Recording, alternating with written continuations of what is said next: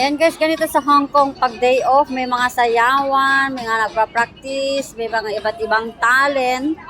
Kung saan po tayo dito sa Hong Kong mapapanood yung mga talent ng mga Pilipino na ilalabas nila guys. Ang gagaling nilang sumayaw, at ang gagaling nilang may mga kumakanta. May kanya-kanya po sila guys na talent. Ayan guys, oh.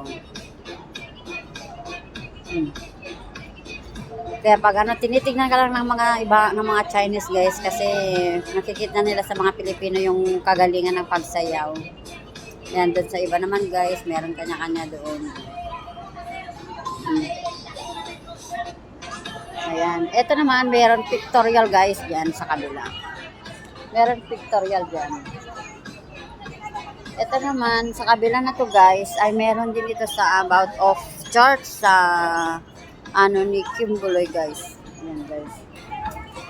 May kanya-kanya po yung mga Pilipino na pinagkakaabalahan at kung ano po yung hindi po sila nagiging busy sa kanilang life ay dyan po nila pinapakita kung gaano po ka-importante ang talento ng isang Pilipino guys.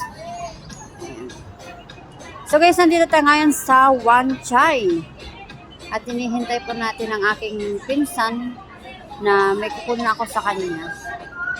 Ayan. Ayan guys, oh. Dito guys, wala pong ganong mga katambay kasi karamihan talaga guys sa Central yung maraming nakatambay doon. Ayan.